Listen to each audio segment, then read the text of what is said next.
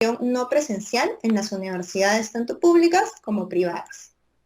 En breve empezaremos, pero antes quería comentarles que la exposición tendrá 4 etapas y luego de cada una de ellas responderemos las preguntas que nos dejen en la caja de comentarios. Además, solicitarles que se registren en el link que también se encuentran en la caja de comentarios para poder mantener actualizados sus datos. Ahora sí, le damos la bienvenida al doctor Juan Machín Mastromateo, quien liderará la sesión. Buenos días, doctor, y gracias por el espacio.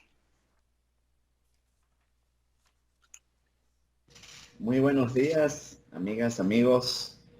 Agradezco primeramente al Ministerio de Educación del Perú por la oportunidad y especialmente por este privilegio de abrir este primer ciclo internacional de webinars sobre investigación científica. Vamos a compartirles el día de hoy algunos tips muy prácticos sobre la preparación de manuscritos para publicación en revistas científicas. En general vamos a hablar del texto científico, pero sí vamos a hacer algunas aclaratorias en cuanto a qué es lo que aplica para artículos y algunas características principales que tenemos que seguir cuando se trata de publicación en artículos. Muy bien, como decía la compañera, las reglas del juego son, voy a ir exponiendo cada sección de la presentación que les traigo. La presentación, para ver, aquí ya la deberían poder ver. La presentación consta de varias partes. Luego de cada sección van a ir haciendo sus preguntas. Luego de cada sección ya podemos empezar a responderlas. Muy bien, entonces ya sin más preámbulo, vamos a iniciar. Primeramente, ¿qué debe contener todo texto de investigación? Tradicionalmente hay varias secciones que debemos poner en todo texto académico científico. Y vamos a hablar de casi todas las que tenemos aquí en esta diapositiva. Principalmente, qué hacer con el resumen y las palabras clave. Debe tener una introducción, un marco teórico, una metodología, resultados, el análisis de esos resultados, conclusión o conclusiones y las referencias. De lo que no hablaremos específicamente es de las referencias, ya que hay varios formatos, hay varios estilos de presentación de referencias, entonces quizás no sería muy útil hablar de un solo formato cuando quizás el público utiliza múltiples formatos para esta labor, pero sí les voy a dar algunos tips generales. Muy bien, primeramente, la estructura IMRID. ¿Qué significa eso? Introducción, métodos, resultados y discusión. Esto es el canon de los textos de investigación. Todo artículo de investigación debe tener estas secciones. Es algo muy tradicional. Pero, por ejemplo, hay ciertos tipos de artículos, como artículos de revisión, artículos que hablan solo de las fuentes, artículos teóricos, artículos metodológicos, que no necesariamente van a seguir esta estructura. Pero si se lleva a cabo un trabajo de campo, un estudio empírico, en que se hizo recolección de datos y se analizaron los resultados de los instrumentos aplicados, entonces seguimos esta estructura IMRID. Primeramente, el título, el autor, el resumen, las palabras clave, estos campos son importantísimos. ¿Por qué? Porque una vez que yo publico mi texto, sea en una revista, en un libro, ¿verdad? Son estos datos descriptivos los que van a permitir a otras personas poder recuperar mi texto. Por eso es importante hacer un buen resumen, elegir muy bien las palabras clave, usando las palabras clave estándar para el campo de investigación en donde yo me estoy ocupando, para que otros interesados en ese mismo campo de investigación puedan recuperar mi documento. Vamos luego con la introducción. La introducción es el por qué. ¿Por qué hice esta investigación? Aquí yo voy a revelar datos sobre el contexto de investigación que ha pasado alrededor de este tema, ¿verdad? En cuanto a la investigación sobre este tema desde mi disciplina o desde mi subdisciplina, desde mi enfoque, desde el modelo de investigación que yo quiero aplicar, cuál es la ubicación de mi investigación en toda la historia de investigación de este tema. Aquí puedo abordar también enfoques multi, transdisciplinarios o disciplinarios. Y aquí yo planteo mis preguntas de investigación y o las hipótesis, dependiendo del modelo de investigación que yo use, ¿verdad? Si yo uso un modelo cuantitativo, es más usual que yo use hipótesis. Si yo uso un modelo cualitativo, es más usual que use preguntas de investigación. Luego la metodología indica el cómo realicé mi investigación. ¿Qué hicimos? ¿Cuál es el tipo de investigación que yo apliqué? ¿Cuál es el modelo? ¿Cuál es el paradigma, verdad, de investigación? Aquí yo hablo del diseño de mis instrumentos.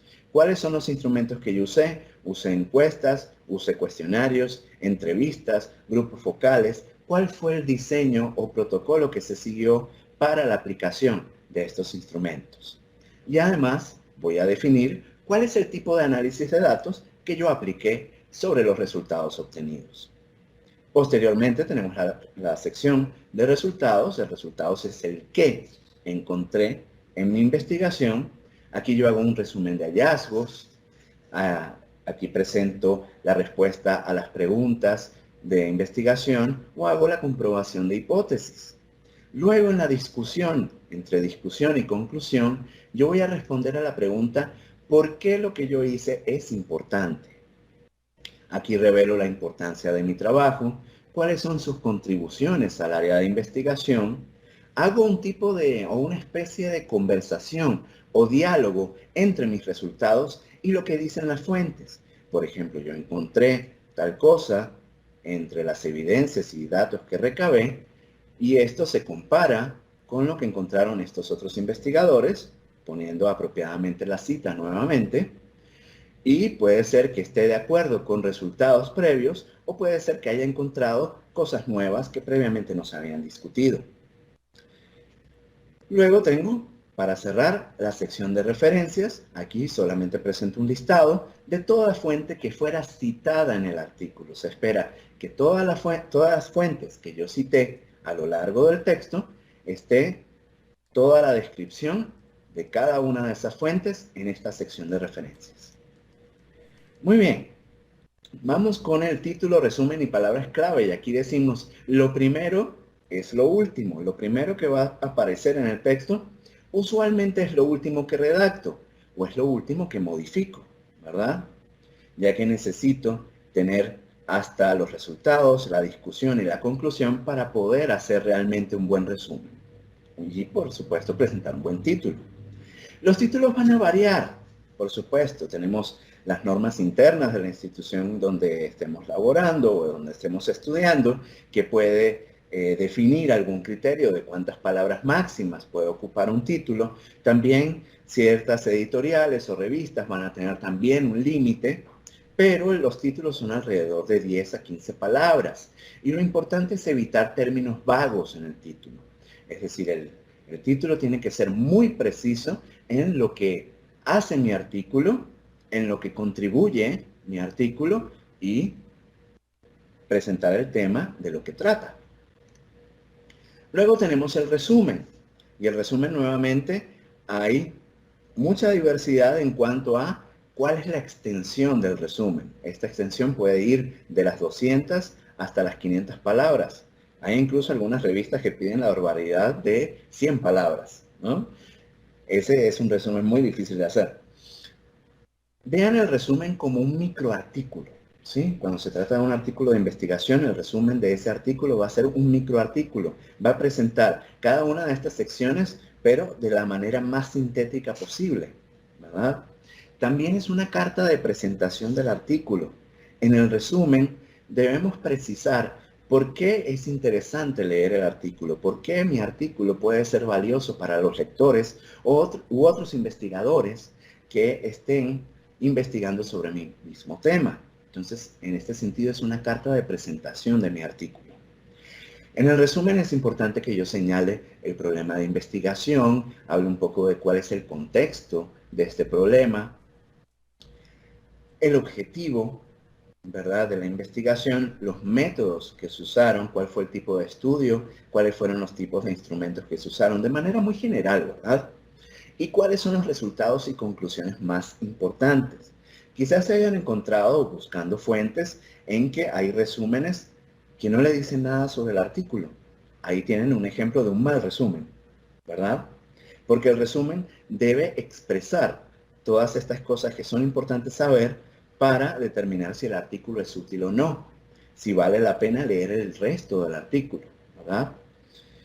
Entonces decimos, el resumen va a exponer por qué es importante leer el documento. Va a asegurar su descubrimiento. Si la gente lo descubre en los portales, en los sistemas de información, es más posible que haya lectores para ese documento. Y si hay lectores, es más probable que alguno de ellos lo cite, que también nos interesa que en un futuro a los artículos que publiquemos los citen. Ahí determinamos en parte el impacto de la investigación. Finalmente, las palabras clave. Vamos a usar entre 3 y 6 términos técnicos. Algunas revistas van a pedir 3, otras 4, 5, 6. Aquí tampoco hay una regla, digamos, inamovible, ¿verdad? Cada editorial, cada revista puede pedir un número diferente de palabras clave, pero suelen ser de 3 a 6.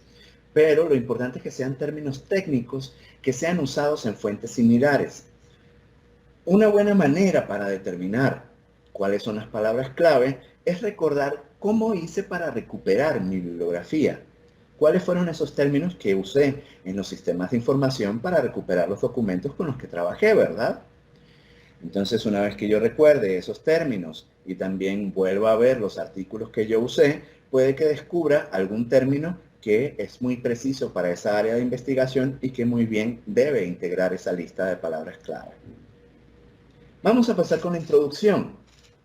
La introducción, más específicamente, tiene que ver con la razón del presente estudio. ¿Por qué hicimos lo que hicimos?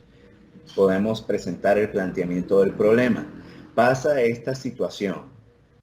Entonces, por medio de nuestra investigación, ¿cómo esperamos resolverla? ¿Verdad? Luego, podemos presentar también una justificación. ¿Para quién sirve esta investigación? ¿Para quiénes? ¿Quiénes son los actores beneficiarios? Y entre estos actores beneficiarios se pueden, valga la redundancia, beneficiar de distintas partes de mi investigación. Algunos se beneficiarán posiblemente de los datos recabados, otros de los resultados, otros de las conclusiones, y se podrán usar para diferentes cosas. Quizás algunos resultados se puedan usar para la docencia, otro para política educativa, ¿verdad? Si hacemos investigación educativa. Definimos el estado de la cuestión con afirmaciones como, por ejemplo, la investigación en este campo se ha centrado en estudiar X y Y. Y por lo tanto, este proyecto busca ahondar en tal cosa. Establecemos el nicho de la investigación, porque dentro de todo lo que sería el área disciplinaria o transdisciplinaria o multidisciplinaria de investigación, nosotros, por supuesto, nos vamos a ocupar de un problema más acotado, un problema delimitado, porque por supuesto la investigación debe ser factible en el tiempo. Entonces yo tengo un tiempo limitado para hacer investigación, tengo recursos limitados para hacer la investigación que quiero hacer, entonces es sano acotarla, ¿verdad?, a un área en particular. Ese es el nicho de la investigación. Y dado ese nicho de investigación, yo voy a identificar cuáles son los vacíos de conocimiento. Dado que se ha investigado sobre este tema y de estas maneras y se han encontrado este tipo de resultados, es necesario investigar esta parte. ¿Por qué? Bueno, ahí sabrán ustedes cuál es la razón que justifica llenar ese vacío de conocimiento. Entonces, volvemos a aclarar, delimitar. Hay que delimitar, acotar en la introducción el tema de investigación. Aquí decimos frases como el propósito del presente estudio fue, y también es importante incluir en la introducción la estructura del documento. Entonces, posterior a la presente introducción, se procede a presentar una selección de las fuentes más relevantes en esta investigación. Luego se presenta la metodología y ahí seguimos. Muy breve, ¿no? Pero es presentar esa estructura del documento y qué es lo que contiene y lo más relevante que va a encontrar el lector, porque también es una ayuda útil para la lectura del artículo. Luego pasamos a la revisión de la literatura, también llamada estado del arte, también llamado marco teórico.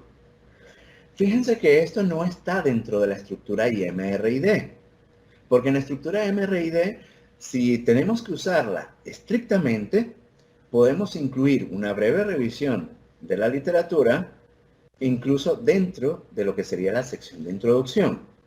También hay algunas revistas que nos van a pedir que pongamos una gran sección dedicada a la revisión de fuentes, ¿sí? Esto va a depender, por supuesto, del tipo de revista y sus políticas en donde vayamos a publicar.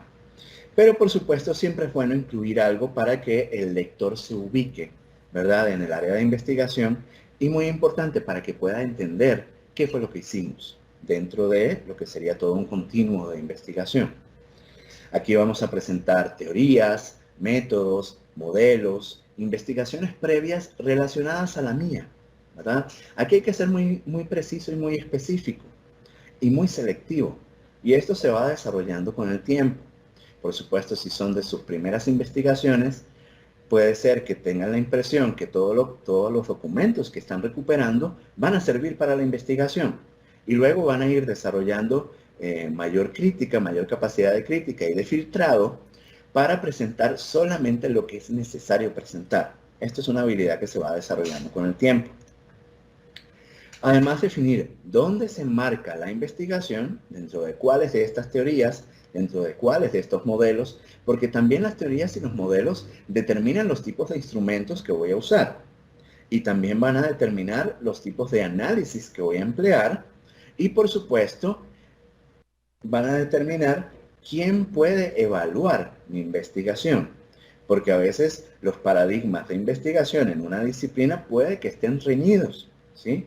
Y entonces una persona que tiene cierto modelo de investigación puede ser que no aprecie muy bien el modelo que estoy presentando. Pero por eso también debo presentar con muy buen nivel de detalle en qué modelo me estoy enmarcando.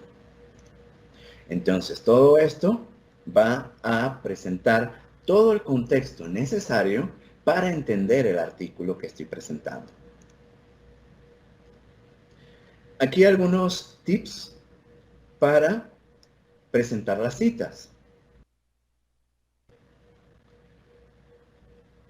Aquí le estoy presentando un párrafo, un pequeño párrafo, digamos, típico de una introducción que habla de las fuentes, ¿verdad? A ver si lo tenemos sin subrayar. No, bueno. Primero se subraya lo primero, pero ignórenlo por ahora. Ahí pueden leerlo, dice, en los últimos 30 años ha habido diversas innovaciones educativas en lo que respecta a tecnologías en el aula. Aquí yo estoy haciendo un tipo de preámbulo, una especie de preámbulo a lo que va a suceder a continuación, a los argumentos que voy a presentar a continuación. Es una especie de introducción en el mismo párrafo. Luego puedo presentar una introducción a lo que será la primera cita. Dado este contexto amplio de lo que ha pasado los últimos 30 años en esta área de investigación, decimos que utilizar la tecnología en la educación implica y aquí podemos incluir la primera cita, comprensión del sistema y de los requisitos operacionales. Ahí entre comillas, siendo cita textual, y usualmente aquí pueden ver que esto es el formato APA, pero en prácticamente todos los estilos se pide que cuando la cita es textual, debe ponerse las comillas y debe indicarse el número de página, que puede variar, por ejemplo, formatos de estilo que me pidan que evite las citas textuales. Y en este caso debo hacer un parafraseo, ¿verdad?, de la fuente. Pero en este caso, digamos, partí con una cita textual. Aquí decimos un sin embargo. Aquí hacemos una inflexión, ¿verdad? Usamos una palabra de conexión dentro del párrafo para decir que lógicamente esto forma parte de una unidad. Entonces, digamos, el artículo está dividido en secciones y cada sección está dividido en párrafos y la división de párrafos son las oraciones. Entonces, para que una oración pertenezca al mismo párrafo, debe estar conectada de alguna manera. Entonces aquí es bueno el uso de diccionarios, tesauros, para determinar cuáles son las palabras y no repetir mucho las palabras de conexión. Lo importante es hacer estas inflexiones que nos permitan conectar la oración con oración y que cada una pertenezca muy bien al mismo párrafo. Sigo con la siguiente cita. En este caso, hago un parafraseo. Chomsky, de 2002, afirma que el enfoque sistémico es simplista y no es suficiente. Y fíjense, lo interesante aquí es que les estoy presentando distintos tipos de citas dentro de un párrafo, porque es bueno alternar entre los distintos tipos de citas. Eso le da cierto dinamismo al texto. Luego seguimos con un parafraseo múltiple. ¿Por qué es múltiple? Porque en este caso yo estoy citando varias fuentes a la vez, varios autores a la vez, que están de acuerdo en afirmaciones generales. En este caso, estos autores están de acuerdo en la siguiente afirmación. Varios educadores, me refiero a los autores que estoy citando, han desarrollado la citada idea del filósofo, la de arriba, al estar de acuerdo en que la tecnología debe verse como una herramienta, no como la base educativa. Y ahí viene la cita múltiple, ¿verdad? Tenemos un trabajo, el año, punto y coma, el otro trabajo, el otro autor, el otro año, punto y coma. Esto en el formato APA, ¿no? Dependiendo del formato va a cambiar la sintaxis de la cita. Luego tenemos otra palabra que nos permite hacer una inflexión y conectar oración con oración. Ciertamente, si queremos ver la educación mediada por la tecnología de manera holística, debemos considerar la versión sistémica de naturaleza más administrativa junto a una visión utilitaria al servicio de los docentes. Aquí yo presento una conclusión mía, pero es una conclusión a partir de las fuentes citadas. Es una conclusión, un análisis, una síntesis o una conciliación de las citas e ideas presentadas en el párrafo. Entonces, esta sería la anatomía de un párrafo que usa distintos tipos de citas para citar a la vez varios documentos. Entonces, uso el citado para proveer evidencia que sustente mis argumentos. Esto es importantísimo para fundamentar cualquier tipo de investigación, porque la investigación no surge del vacío, ¿verdad? Yo no soy el primero en investigar, a pesar de que encuentre muy pocos documentos sobre mi tema específico, hay muchas investigaciones dentro del área disciplinaria que puedo usar para fundamentar mi propia investigación, ¿verdad? Entonces necesito las citas para sustentarla. Muy bien, seguimos con la metodología. La metodología incluye el cómo estudiamos el problema de investigación. Aquí incluyo las preguntas de investigación y o las hipótesis, los objetivos, la epistemología que estoy usando, los tipos de investigación o métodos que estoy empleando. Luego es importante que mencione muy específicamente y de manera muy clara cuáles son los instrumentos de recolección de datos que yo empleé. Aquí debo fundamentarlos y debo explicar su diseño. El instrumento completo va en un apéndice si es que se comparte. Muchas revistas no recomiendan el publicar el instrumento completo, ya que el instrumento completo pues alarga la extensión del artículo y no necesariamente es, digamos, importante compartir el instrumento completo. Se comparte el instrumento completo más usualmente en las tesis, ¿verdad? En las tesis sí es indispensable que en la metodología se explique el diseño del instrumento y luego en los apéndices se incluye el instrumento completo como fue presentado a los participantes, ¿verdad?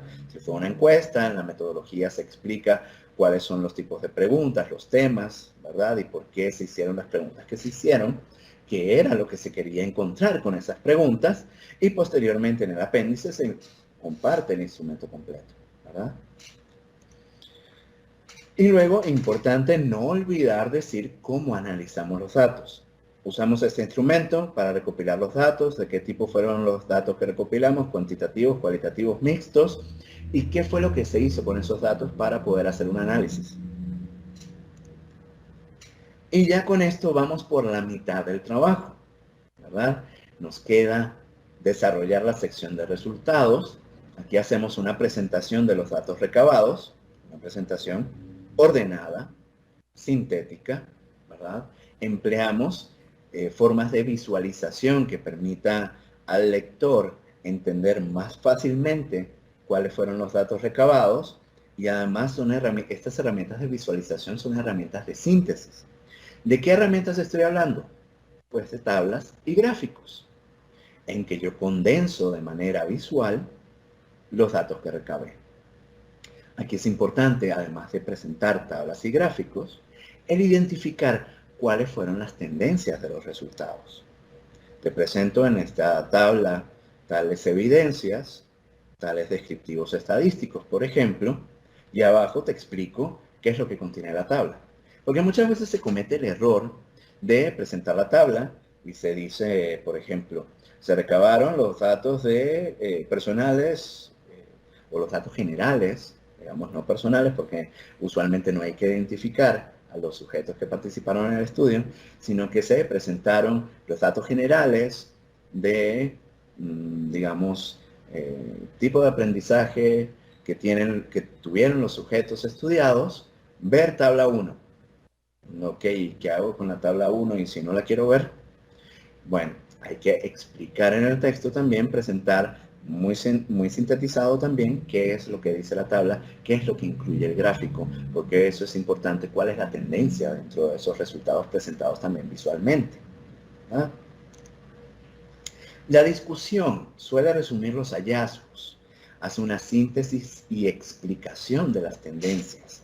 Aquí, como decíamos al inicio, presenta una conversación o un diálogo con la literatura citada. Si yo encontré tales y cuales tendencias, ¿cómo se relacionan con las fuentes que yo cité en la introducción o en la parte de revisión de literatura? ¿Verdad? Si yo encontré tal cosa, ¿sustenta lo que estos otros investigadores encontraron? Quizás está en concordancia con lo que encontró fulanito y menganito, pero en cambio contradice los resultados de otra persona, ¿verdad? Incluyendo la cita, por supuesto. Y si lo contradice, ¿por qué lo contradice? ¿Por qué creo que lo contradice? Y aquí hay otra oportunidad que es la de postular nuevas hipótesis. Y esto se va a hacer importante en las conclusiones, ya van a ver por qué. Aquí yo voy a presentar afirmaciones en la discusión del tipo, la evidencia o los resultados indican que, y aquí presento las tendencias. Y digo, esta es la tendencia, y esto está en congruencia con lo encontrado con este autor, o en contradicción con lo encontrado con este autor. ¿Y por qué está en congruencia y por qué está en contradicción? Falta menos, ánimo. Ahora la conclusión. La conclusión va a resumir los resultados más importantes. Usualmente respondo las preguntas de investigación o compruebo las hipótesis en las conclusiones. Puede ser en las conclusiones, puede también ser en la discusión.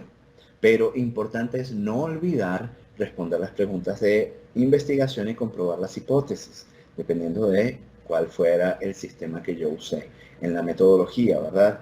Y se los recalco porque este es un error común también en los artículos que se envían a revistas, en que se presentan los resultados, está la conclusión, y uno dice como revisor o como editor, y ya va, ¿qué pasó con las preguntas de investigación? ¿En qué quedaron? ¿Y en qué quedaron las hipótesis de esta investigación? No entendí. Es como si le faltara una pata al artículo. Se discuten las implicaciones de los resultados, de las respuestas a las preguntas de investigación, de la comprobación de hipótesis. Porque, ok, respondo a la pregunta de investigación. La pregunta de investigación se responde de una manera compleja, no se responde con un sí o con un no. Y entonces, dada la respuesta a la pregunta de investigación, o dado que se comprobaron o se rechazaron las hipótesis, ¿qué con eso? ¿Verdad? El qué con eso es, ¿qué significa? Y el qué significa también pasa por decir cuáles pueden ser las oportunidades para el área de investigación, para la práctica de esa área del conocimiento, ¿verdad? Entonces, discuto las implicaciones de eso. También puedo declarar aquí las limitaciones. Si no lo hice en la introducción, puedo aprovechar aquí en la conclusión, definir cuáles fueron las limitaciones del estudio. Bueno, los resultados fueron de tales y cuales características porque se presentaron limitaciones de esta y de esta otra índole. También señalo la utilidad de la investigación para otros investigadores o áreas. Esto es distinto a la justificación porque aquí lo presento de manera muy sucinta y relacionada con mis resultados. También proyecto las oportunidades para futuras investigaciones o nuevas líneas de investigación que puedan surgir dentro de mi propio, dentro de los resultados. Esto es interesante y es importante incluso para uno mismo como investigador, porque puede ser que a veces, o incluso usualmente, uno mismo siga dentro de la misma línea de investigación y uno hizo cierto tipo de estudio y bueno, ¿por qué no continuar con una de las implicaciones que uno definió para futuras investigaciones? Esto puede pasar. Y por eso es importante discutirlas en el artículo, en el texto que se haga. Muy bien, llegamos al final de la primera sección. Si hay alguna pregunta, las podemos discutir ahorita. Sí, doctor, hay algunas consultas. Con esto concluimos la primera etapa de la exposición. Por favor, no se olviden de registrarse en el link que está en la caja de comentarios para poder mantener actualizados sus datos. Y una primera pregunta es, ¿cuáles son los criterios de calidad y los instrumentos para evaluar el contenido y la forma del artículo de investigación? Muy bien, criterios y buenas fuentes. ¿Por qué es importante esto? Porque las fuentes son los que fundamentan mi investigación, lo que la sustentan. Esta es la base, ¿no? Son los cimientos. ¿Qué, para qué, dónde y cómo busco? Estas son las preguntas que me debo hacer cuando voy a ponerme a buscar y debería tener las respuestas a estas durante el proceso de búsqueda y especialmente después de haber recuperado los documentos que necesitaba. Primera recomendación, usar bases de datos especializadas para recuperar fuentes igualmente especializadas. Ya que yo estoy haciendo investigación científica, si bien me toca hacer una tesis a partir de licenciatura y luego para maestría, ni se diga doctorado, o incluso si estoy ya haciendo artículos de investigación con el propósito de publicarlos en revistas científicas, aquí es importantísimo usar muy buenas fuentes y que formen parte de lo que llamaríamos las fuentes de ciencia de corriente principal. Estas son las fuentes que están en estas bases de datos especializadas. Son fuentes que están indizadas, en el caso de medicina, en PubMed, o, por ejemplo, están publicadas por las editoriales comerciales más conocidas, o incluso fuentes de acceso abierto, pero que están indizadas en las plataformas de Scopus o el Web of Science, ¿verdad? Esto es lo que va a formar parte de la mayoría de las fuentes, si no es que todas las fuentes que voy a usar en mi investigación. Aquí este criterio es incluso más importante que el de la fecha de publicación de mis fuentes, ¿sí? En que deben ser especializadas. Pero puede ser que yo necesite utilizar otras fuentes. Por ejemplo, fuentes que detallen política educativa, política sanitaria, ¿sí? Políticas, informes, cosas así no van a estar en las bases de datos especializadas. Por lo general no están, ¿sí? Fuentes producidas por UNESCO, fuentes producidas por un ministerio de un país, fuentes producidas por la Organización Mundial de la Salud. Para eso voy a usar Google, por ejemplo. Pero estas son fuentes usualmente complementarias, ¿sí? También puedo usar fuentes de noticias, complementariamente. Y si es necesario. Al momento de hacer la búsqueda, puede ser que yo me encuentre con que recupero miles o incluso millones de resultados, sobre todo si usan Google.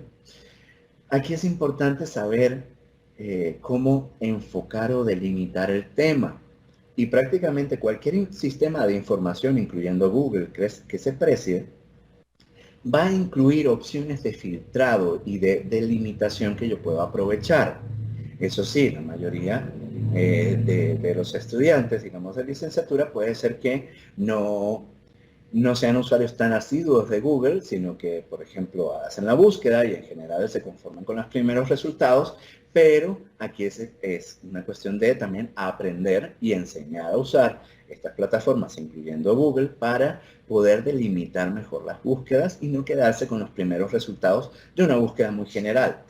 Porque como sabemos, Google usa o ya entiende cada vez más el lenguaje natural, digamos, de búsqueda, en que yo le puedo preguntar cómo va a estar el clima a Google, y Google sabe que yo estoy en Lima y me va a decir el clima va a estar así o así, ¿verdad? Pero yo puedo usar términos especializados y puedo usar ciertos trucos que vamos a ver algunos a continuación para hacer esa delimitación. Aquí es importante también en que, por ejemplo, ya que encuentre al menos un artículo que tenga mucho que ver con lo que yo quiero investigar, que yo mismo revise su título, su resumen y sus palabras clave para que, por ejemplo, si yo no estoy usando una palabra clave que aparece en ese artículo, pues incorporo esa palabra clave especializada a mi estrategia de búsqueda. Aquí tienen algunos criterios para evaluar las fuentes. Es importantísimo, como les decía, que la mayoría de las fuentes que yo recupere deben provenir de bases de datos especializadas. Si yo quiero publicar mi investigación en una revista, la mayoría de las fuentes deben ser también publicaciones de revistas y buenas revistas. También revisar, por ejemplo, autoría, lo que decíamos de la actualidad, la mayoría de las fuentes deben ser fuentes recientes, y etcétera, etcétera. No vamos a ahondar mucho acá. Aquí es importante familiarizarnos con un concepto muy importante, la lógica booleana, porque es la piedra angular de la búsqueda en sistemas de información. Por ejemplo, si hay alguien que sea del área de ingeniería, también usa la lógica booleana para lo que es la elaboración de circuitos eléctricos, por ejemplo. Y tiene un sinfín de usos la lógica booleana, pero aquí vamos a hablar de ella, cómo se usa en un sistema de información, ¿verdad? Para las búsquedas de documentos.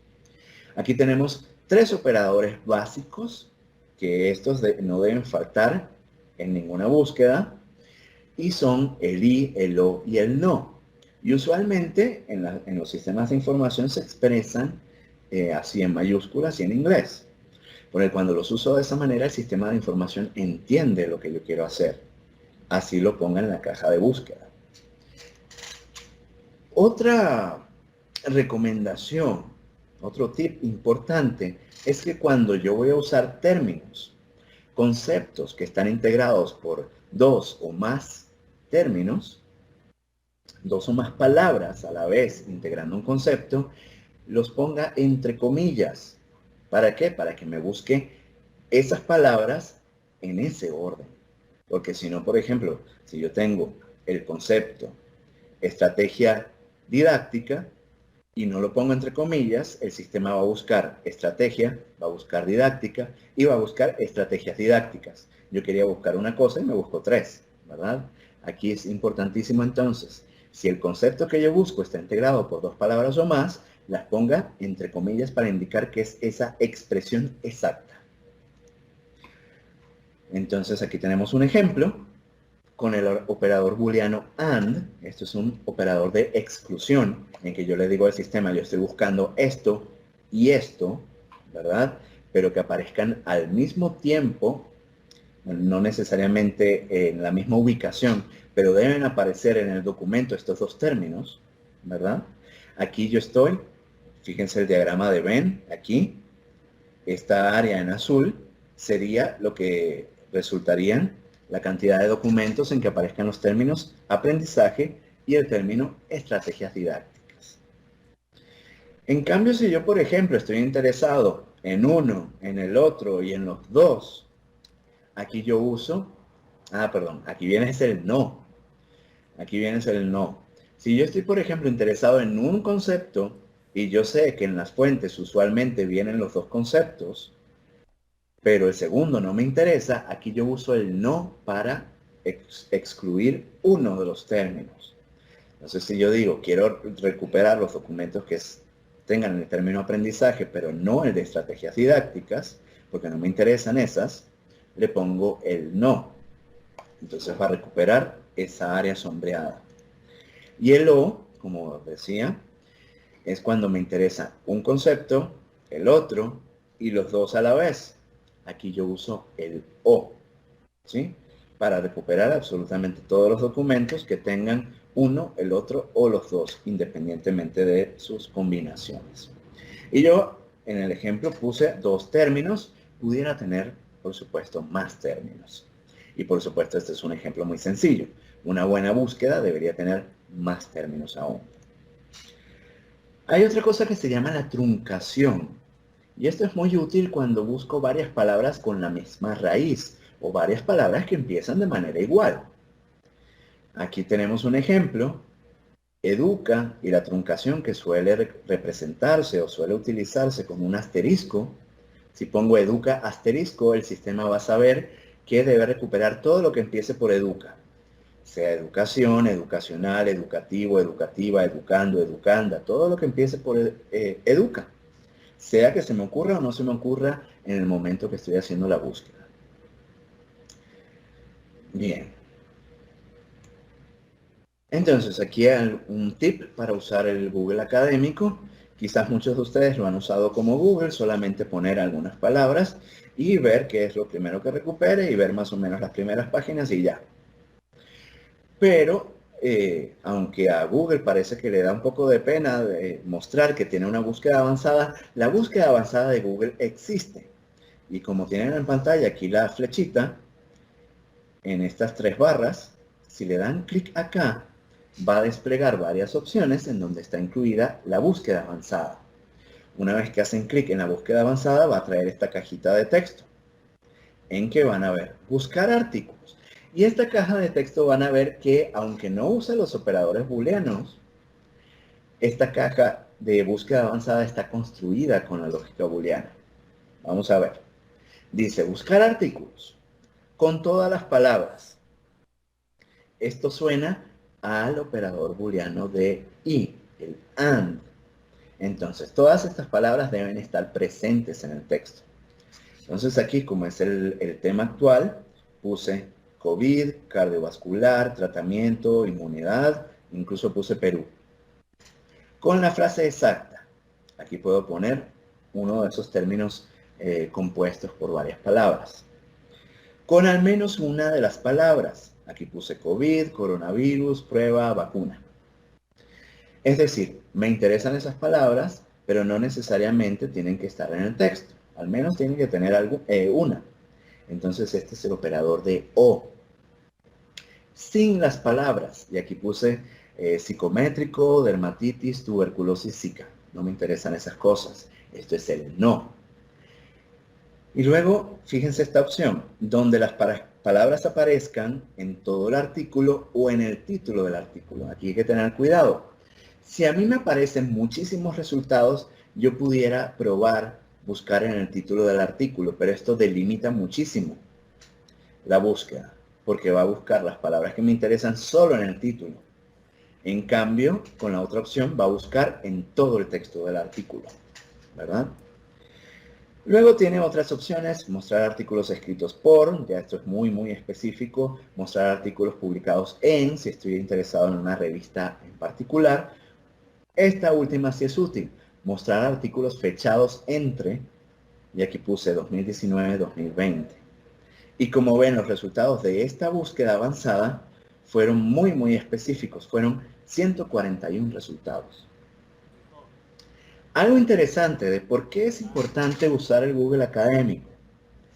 Porque nosotros tenemos bases de datos especializadas que son propiedad de editoriales comerciales. Por ejemplo, el Science Direct del Sevier, el Emerald Insight, o la plataforma de Sage, o la plataforma de Wiley, y así otras editoriales más chicas, ¿verdad? La de Springer Nature, Springer Link. Estas bases de datos, la mayor parte de su contenido está publicado en modalidad de acceso cerrado. Tenemos acceso quizás en nuestras universidades porque las universidades o el ministerio o un consorcio general del país suscribe estas bases de datos y por eso nosotros tenemos acceso. Y también hay otras bases de datos que incluyen, por ejemplo, repositorios en que se facilita la publicación o los textos o los documentos en modalidad de acceso abierto. No representa ningún costo para el usuario acceder a los documentos. Lo interesante es que Google Académico unifica dentro de un motor de búsqueda todas estas fuentes. Y aquí, por ejemplo, yo puedo tener en este resultado de búsqueda un resultado en un servidor de preprints. Esto sería un repositorio, ¿verdad?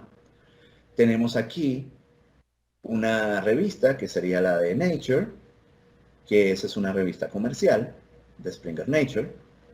Tenemos BMJ, que es otra revista especializada en medicina, ¿sí? Tenemos un sitio gubernamental, y así tenemos, esto creo que es otro repositorio, ¿sí? Entonces, Google Académico me engloba todas las fuentes comerciales y no comerciales. Pero por supuesto, si yo sé que en mi universidad tengo acceso a tales y cuales recursos, primero busco ahí y después si me hacen falta más recursos, vamos a buscar en Google Académico. Y si por casualidad me sirve complementar con noticias, con documentos de políticas, con informes gubernamentales o de organizaciones no gubernamentales, ahí sí me voy al Google, digamos, silvestre, ¿no? También en español hay documentos, pero siempre va a haber menos, lamentablemente, porque la lengua franca, o digamos, el idioma por defecto de la ciencia es el inglés. Aquí tenemos la diferencia, es la misma búsqueda, ¿no? Pero aquí le di clic a la opción que aparece acá de buscar solo páginas en español. Entonces yo pasé de tener 141 resultados a tener solo 21 en Google Académico con esta misma búsqueda.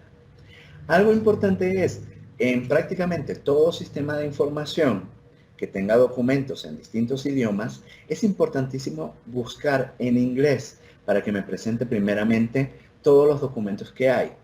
Ya luego, la mayor parte de estos sistemas de información me permiten filtrar por idioma. ¿Sí? Como vemos aquí en Google, me permite filtrar por español. ¿Sí?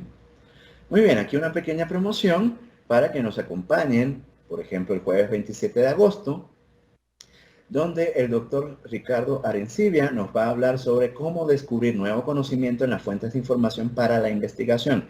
Aquí va a ahondar, por supuesto, mucho más de lo que hice yo en este tema. Y finalmente, el martes 6 de octubre, nuevas posibilidades de la cienciometría para entender la ciencia y la sociedad, por el doctor Rodrigo Costas. Estos dos webinars están pensados para docentes, pero posiblemente estudiantes, sobre todo de posgrado, puedan aprovecharlos. Muy bien, ya tenemos el cierre de la segunda sección de la presentación y podemos responder preguntas relacionadas con las búsquedas. Gracias, doctor. Entonces, por favor. Cuando reviso un documento propio o de mis estudiantes o incluso cuando me toca revisar un documento para una revista, me voy a las referencias. Selecciono el apellido del primer autor, le doy control F o comando B, busco ese nombre a ver si se repite en el texto para ver si está citado. Ok, está citado. Bien, sigo con la siguiente referencia, el siguiente autor, control F, ¿está citado? No está citado. Ok, esto no está citado. O viceversa, me voy al cuerpo del trabajo y busco autor por autor en las citas, a ver si todos está su respectiva referencia al final. También sirve para unificar la escritura de términos. Por ejemplo, me descuidé poquito y en el documento yo puse Minedu, Ministerio de Educación de Perú. Puse Minedu y en algunos casos puse todo mayúsculas, en otro puse todo minúsculas, en otro puse nada más la M mayúscula. Entonces, ¿qué voy a hacer? Voy a poner, por ejemplo, en buscar, voy a poner Minedu todo minúscula. Reemplazar con Minedu todo mayúscula. Y le voy a decir reemplazar todos. Entonces, automáticamente Word va a reemplazar todos los Minedu para unificarlos. Porque aquí otro criterio de calidad para publicación y presentación de manuscritos es uniformidad. Si yo estoy usando un término, debería estar escrito de la misma manera. También para el uso de acrónimos. La primera vez que aparece Minedu en el documento y la puedo buscar con la opción de buscar, debo decir qué es lo que significa Minedu. Entonces, Ministerio de Educación del Perú, paréntesis, Minedu. Entonces, la segunda vez y todas las sucesivas, y puedo usar la opción de buscar para ir rápidamente y buscarlas todas, debe aparecer solo Minedu. ¿Sí? Por ejemplo, algo que me gusta hacer es eliminar los espacios en blanco. A mí me preguntan mucho mis estudiantes, ¿cómo lo ve, profe? ¿Cómo veo los espacios, dobles espacios en blanco? Sencillamente los veo. Entonces una forma de buscar los espacios en blanco es poner en buscar y darle 2 veces a la tecla de espacio, 2 veces. Y en reemplazar le voy a dar 1 vez. Reemplazar todos y hay que darle varias veces porque a veces puede haber doble, triple, cuádruple, quíntuple espacio. Entonces aquí, y por ejemplo, me pueden decir, pero hay publicaciones que usan APA en inglés y piden que las oraciones se separen con un doble espacio. Ajá, pero el APA 7 ya dice que no, se use doble espacio. También pueden ayudar a la unificación de tiempos verbales, ya que solo en las citas se suele usar el presente. En el documento de investigación, sobre todo en el artículo, cada que yo hablo de mi investigación, cada vez que yo hablo de los resultados obtenidos, yo hablo de ellos en pasado, porque ya el artículo es el producto de la investigación. La investigación está en el pasado, ¿sí? Entonces, puede servir el buscar y reemplazar para buscar verbos conjugados en presente, para sustituirlos en pasado. Verbos como hay, es, son, tiene, cuenta, encuentran, ¿sí? Ordenar listas. Y aquí esto es la panacea para la ordenación manual de listas. Sobre todo, por ejemplo, si usamos APA o algún estilo que me haga poner las referencias en orden alfabético. ¿Tengo que hacer la ordenación manualmente? No, no sufren. Lo que deben hacer es seleccionar una lista, ¿sí? Aquí tenemos esta lista de referencias, Colar, Barraca, Aguilera. Selecciono esto. Una vez que selecciono toda mi lista de referencias, voy a donde está el botón mágico de ordenar. Es un botoncito que en Word lo tienen en la pestaña Inicio. El botoncito es una A y una Z y una flechita para abajo. Le dan clic allí, aparece esta cajita. Pueden elegir el orden ascendente, que sería de la A a la Z, o descendente si por alguna razón necesitan de la Z a la A. Ponemos ascendente, clic en aceptar, y esta lista, que empezaba por la C, ahora empieza por la A. ¿Sí? Entonces, las listas alfabéticas son estéticas y permiten evitar sesgos de ordenación si no debe haberlos. Entonces, por ejemplo, si yo estoy haciendo un documento en donde estoy hablando de Perú, Venezuela, Ecuador, Cuba, Argentina y Bolivia. Pero hay otros formatos, por ejemplo, que se ordenan por número, las referencias. Aquí depende. Otra opción importante o interesante o útil, que es la de dividir el archivo. Esto es para ver 2 secciones de un mismo documento en la misma pantalla. Aquí voy a la pestaña Vista y hago clic en el botón Dividir. Y fíjense aquí un uso bien particular de la función dividir. Yo aquí en una tesis estoy revisando lo que es el diseño de la encuesta. Al mismo tiempo estoy viendo en el anexo la encuesta. ¿Para qué? Para ir viendo parte por parte de la encuesta si está bien explicado en la metodología todo lo que contiene la encuesta. ¿Sí? Entonces aquí la opción o la función dividir me permite ver 2 partes del documento a la vez, ayuda a mantener la uniformidad y la consistencia. Entonces yo, por ejemplo, puedo dividir el archivo y tener una tabla de los resultados descriptivos, o puedo tener la tabla de correlaciones, y puedo tener en la parte de abajo, puedo tener la sección de discusión. Entonces aquí yo me aseguro que estoy discutiendo todas las correlaciones que se encontraron, por ejemplo. Finalmente, tabla de contenido y panel de navegación. Esto es algo muy útil. Para usar estas opciones de tabla de contenido y el panel de navegación, debo definir cada uno de los títulos de mi trabajo. Debo definir en Word, aquí sí sirve solo en Word, debo definir de qué nivel es cada título. Por ejemplo, aquí yo digo que encuesta es un título 3. ¿Dónde van a encontrar esto de títulos? En la pestaña Inicio. ¿Cuál es el proceso? Selecciono un título. Una vez que está seleccionado, le doy clic a título 3 y ya Word sabe que eso es un título 3. Trabajo con los títulos 1, con los títulos 2, con los títulos 3. ¿Cuál es una buena forma de reconocer el nivel de título? Bueno, en el caso de tesis, los títulos 1 son los capítulos. Pero en el caso de un artículo, si yo sigo la estructura IMRID, introducción es un título 1. Metodología, resultados, discusión, conclusión, son títulos 1. ¿Sí? Títulos 2, toda sección que divida toda su subsección, ¿verdad? ¿Para qué es útil esto?